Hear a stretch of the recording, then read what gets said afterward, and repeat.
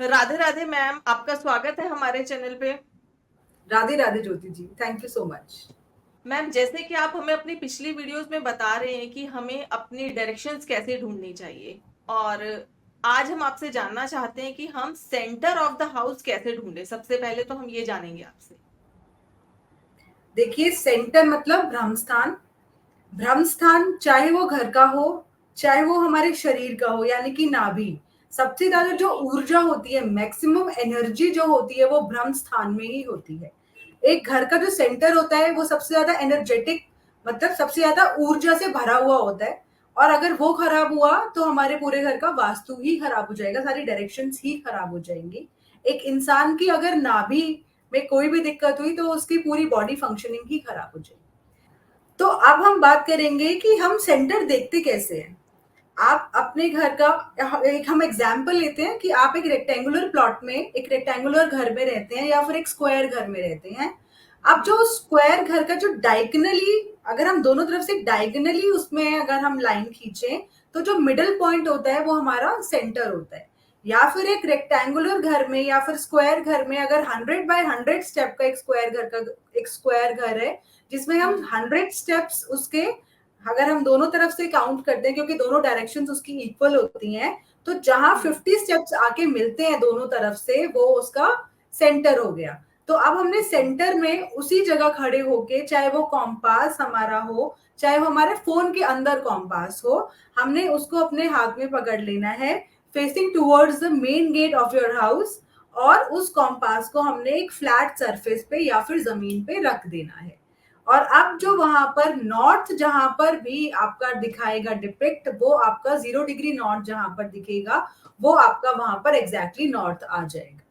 या फिर आप अगर सेंटर में खड़े हैं, जो सामने आपकी डिग्री आ रही है घर की, आप उसका अगर अपने फोन में स्क्रीनशॉट ले लेते हैं, तो वो सेंटर ऑफ द हाउस की आपकी एग्जैक्ट डिग्री आ जाती है। तो ये तरीका होता है अपने घर की डिग्री या फिर डायरेक्शन लेने के लिए। ओके। तो ये तो मैम आपने बताया कि हम अपने घर का सेंटर कैसे ढूंढ सकते हैं। तो एक क्वेश्चन मैम, कि जैसे कहा जाता है कि वास्तु पुरुष, तो वास्तु पुरुष को हम अपने सेंटर ऑफ द हाउस से कैसे कनेक्ट करेंगे? देखिए, वास्तु पुरुष हमने पिछली वीडियोस में डिस्कस किया था कि वास्तु पुरुष कौन होते हैं। वास्तु हम्म। पुरुष की पोजीशन क्या होती है। वास्तु पुरुष जो होते हैं वो औंधे लेटे होते हैं, मतलब उल्टे लेटे, उल्टे बैठे ही होते हैं एक तरीके से। हम्म। तो जो उनका हेड होता है वो टुवर्ड्स नॉर्थ ईस्ट होता है, जो उनकी लेग्स होते हैं टुवर्ड्स साउथ वेस्ट होते हैं। और जो उनकी नाभि होती है वो सेंटर में आती है। जैसे मैंने आपको बताया कि नाभि जो होती है वो हमारी बॉडी का सबसे नाजुक पोर्शन होता है, जो कि हम्म। हल्का और खाली। अगर हमारे पे हम लेटे हुए हैं, हमारे पेट पे अगर कोई बोझ रख देता है, तो आप देखेंगे वो सहन नहीं कर पाएंगे, क्योंकि वो सबसे नाजुक हिस्सा है आपके शरीर का। ऐसे ही वास्तु पुरुष की नाभि जो होती है वो सबसे नाजुक हुई, और अगर हम्म। आपने उसको हैवी कर दिया तो आपका पूरा घर का संतुलन ही हिल गया। तो एक शरीर की नाभि, एक ह्यूमन बीइंग की बॉडी की नाभि, नेवल, और एक वास्तु पुरुष की नाभि को हम एक जैसे ही लेते हैं।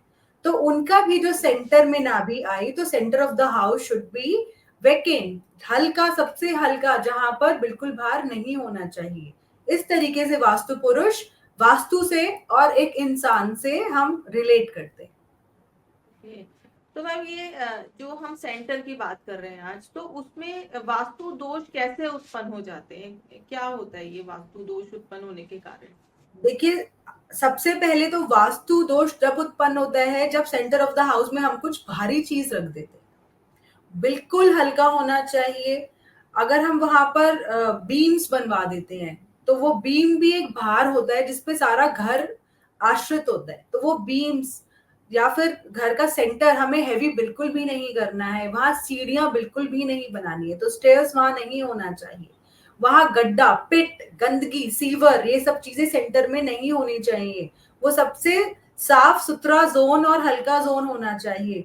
तो स्टेयर्स वहां नहीं होनी चाहिए, लिफ्ट वहां नहीं होनी चाहिए, उसके बाद कोई पिट वहां नहीं होनी चाहिए, वहां ओवरहेड टैंक नहीं होना चाहिए।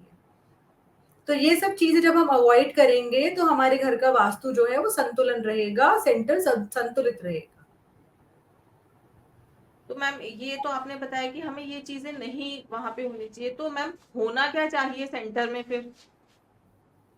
देखिए, सबसे पहले तो ये सब चीजें अवॉइड हो, साथ में वहां कोई कट ना हो, कोई भी कटा हुआ पोर्शन वहां पर नहीं होना चाहिए, सेंटर बिल्कुल प्रॉपर होना चाहिए। अब होने की बात अगर हम करें तो आप पहले घरों में देखते थे कि हर घर में चौक जरूर होता था, जो खुला होता था। तो वो चौक जो होता था वो घर के सेंटर में ही बनाया जाता था। वो घर के सेंटर में इसलिए बनता था कि जब वहां पर चौक होगा तो वहां पर कुछ हैवी चीजें रखी ही नहीं जाएंगी। ना वहां सीढ़ी होगी, ना वहां ओवरहेड टैंक होगा, ना वहां कोई पिट होगी, ना वहां कोई खंबे होंगे, क्योंकि सेंटर है तो वो खाली होएगा और वहां कुछ हैवी सामान भी नहीं रखा जाएगा। तो सबसे पहले तो घर के हम कोशिश करें, आजकल तो देखिए घर में इतनी जगह होती ही नहीं कि हम चौक छोड़ें, खाली स्थान छोड़े। तो आप अपने घर में क्या कर सकते हैं कि लॉबीज बना सकते हैं। आप अपने घर की लॉबी वहां बनाइए, ताकि वहां कुछ बाहर ना हो, बल्कि सब लोग आके बैठे और एक खुशहाल वहां पर सबका माहौल हो। जब आपका लॉबी होगी और आप कोशिश करें कि जो सेंटर है आपके घर का वो सबसे ऊंचा होना चाहिए। अगर उसके ऊपर एक फ्लोर भी है तो आप कोशिश करें कि उसके ऊपर जो फ्लोर है वहां पर भी आप सेंटर खाली छोड़कर और एक रोशनदान वहां पर बनाए जहां से रोशनी आपके घर आए, ताकि वो रोशनी भी आपके घर के अंदर एंटर करे और जो एनर्जी का फ्लो है वो बहुत उसका ऊर्जा बढ़ जाए, एनर्जी बढ़ जाए, वो संतुलित हो जाए। तो जब वहां पर energy enter through light energy enter करती है तो आपकी वाइब्रेशंस होती हैं उस जोन की, वो बैलेंस हो जाती है, वहां की एनर्जी जो है वो बैलेंस हो जाती है। तो हम अपने घर के सेंटर में अगर चौक नहीं बना सकते तो वहां अपने घर की लॉबी बनाए।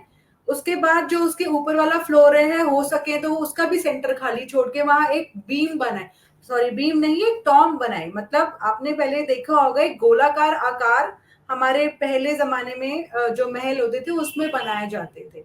तो वो गोलाकार आकार के आप वहां पर टॉम बना सकते हैं, या फिर वहां पर आप ग्लासेस लगा सकते हैं जिसके थ्रू घर में एंटर हुए वो पॉजिटिव एनर्जी लाइट्स के थ्रू।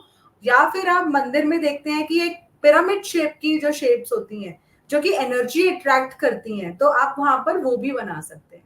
ये सभी चीजें करने से हमारा जो सेंटर है वो संतुलित हो जाता है, एनर्जाइज्ड हो जाता है, जिससे पूरे घर में एक पॉजिटिव एनर्जी फैल जाती इसका है। मतलब ये है कि पहले के टाइम पे भी वास्तु के अकॉर्डिंग घर बनाए जाते थे। बिल्कुल, पहले तो होते ही सारे वास्तु के अकॉर्डिंग ही थे। जब हमने लास्ट अपना इसमें पॉडकास्ट किया था, मैंने आपको बताया था कि जो ऋग्वेद, यजुर्वेद, हमारे जितने भी वेदास हैं, जितने भी हमारे ग्रंथ हैं, उन सभी से वास्तु आए हैं। तो पहले तो सारे महल ही महल में एक 16 कमरे बनाए जाते थे, घरों में 16 कमरे बनाए जाते थे, क्योंकि हमारा जो एग्जैक्ट हम एक प्लॉट की हम जब डायमेंशंस लेते हैं, उसकी डायरेक्शन लेते हैं, तो 16 डायमेंशनल चार्ट हम बनाते हैं, मतलब 16 कमरे, रोने का, हंसने का, खाने का, ठीक है, रसोई का, नहाने का। तो हर चीज का एक कमरा होता था कि आपको रोना भी है तो आप अपनी एंजाइटी जोन में जाके बैठो, ताकि आपकी जो चीजें थी वो चर्निंग जोन में बैठो, ताकि वो निकल जाए, चर्न हो जाए आपके दिमाग से और वहां से उठ के आ जाओ। तो वो रुदाली घर बनाया जाता था। ऐसे ही ओके। 16 डायमेंशनल जोन में हर जगह की एक, हर एक्टिविटी की एक जगह निर्धारित है। तो वो पहले हर महल में आपको मिलती थी। तो ये तो सदियों से चली आ रही है वास्तु, तो आज नहीं बना है। ओके। तो मैम जैसे अगर इन चांस घर के अंदर कोई वास्तु दोष हो गया है तो उसको हम ठीक कर सकते हैं सेंटर ऑफ देखिए, द हाउस की वास्तु वजह दोष से। की रेक्टिफिकेशन होती है, बिना तोड़-फोड़ भी होती है। लेकिन मैं रिकमेंड आपसे यही करूँगी कि जब भी आप कोई नया घर बनाएँ, आप पहले ही वास्तु अपना दिखाएँ, वास्तु शुरू करवाएँ, वास्तु से ही, वास्तु कंप्लाइंट ही घर बनाएँ, ताकि वो आपके 45 जो देवता हैं, जो वास्तु पुरुष के साथ वहाँ निवास करते हैं, और वास्तु पुरुष भी वो बैलेंस्ड रहें। सबकी एनर्जी आपकी लाइफ में पॉजिटिव आती रहे, कुछ गलत वहां पर ना हो, ताकि एनर्जी हम पहले से ही बैलेंस कर दें। अगर आप घर बनाते हुए वास्तु नहीं कर पाए तो कुछ रेमेडीज ऐसी होती हैं जिससे वास्तु बैलेंस हो सकता है। बट घर का सेंटर अगर खराब है तो हम रिकमेंड करते हैं कि आप घर छोड़ दीजिए। घर का सेंटर अगर खराब है तो एक्चुअली सारी ही दिशाएं खराब हो गई ना। Centre is the most powerful energy zone, और वो एनर्जी अगर सेंटर से ही खराब हो गई तो आपके पूरे घर का संतुलन हिल गया। तो सेंटर तो आपका सही होना ही चाहिए, अदरवाइज आप उस घर को छोड़ दें, वरना वो संतुलित नहीं हो सकती। जहां से एनर्जी पूरे घर में जा रही है, अगर वही खराब है तो पूरे घर की एनर्जी ही डिस्टर्ब हो गई। अदरवाइज कोई वो भी नहीं कर सकता कि हम घर भी नहीं छोड़ पा रहे हैं, तो क्रिस्टल बॉल्स आती हैं। आप थोड़ी सी बड़ी साइज की क्रिस्टल बॉल्स लीजिए और वहां पर 5 क्रिस्टल बॉल को अपने सेंटर ऑफ द हाउस में हैंग कर दीजिए। उससे थोड़ी सी एनर्जी बैलेंस होनी शुरू हो जाती है, लेकिन 100% वो भी नहीं होती, बिकॉज सेंट और हम दिशाओं को बैलेंस कर सकते हैं, हम सेंटर को बैलेंस करना इज वेरी डिफिकल्ट। तो ये तो था हमारा कि हमें सेंटर ऑफ द हाउस जो है वो कैसे मैनेज करना चाहिए, क्या होना चाहिए, क्या नहीं होना चाहिए। मैम ने बहुत अच्छे से हमें सारी चीजें एक्सप्लेन करी हैं। अगर इन चांस आप लोगों के घर में कोई प्रॉब्लम है तो आप प्लीज उसको ठीक करिए, क्योंकि घर के अंदर अगर हमारा सेंटर सही नहीं है तो कुछ भी ठीक नहीं हो सकता। तो अगर आपको हमारी वीडियो पसंद आई हो तो प्लीज हमारी वीडियो को लाइक करें, चैनल को सब्सक्राइब करें और शेयर करना ना भूलें। और मैम के चैनल पे भी जाके आप विजिट करें। कल्याणमस्तु बाय शुचि शर्मा के नाम से मैम का चैनल है, वहां जाके आप इनको सब्सक्राइब करें। डिस्क्रिप्शन बॉक्स में मैम का नंबर भी है, बाकी की डिटेल्स हैं। अगर आप डायरेक्टली मैम से कंसल्ट करना चाहते हैं तो कर सकते हैं। थैंक यू मैम, आपने बहुत अच्छे से हमें सारी चीजें एक्सप्लेन करी, बट अभी हमें प्रॉपरली हर एक डायरेक्शन के ऊपर आपसे डिस्कशन करना है। तो प्लीज जल्दी आप हमें टाइम दीजिएगा इस बारे में। बिल्कुल ज्योति जी, बिल्कुल। Thank you thank so you, much. Radhe Radhe. Radhe Radhe. कल हमारे एक फ्रेंड मिले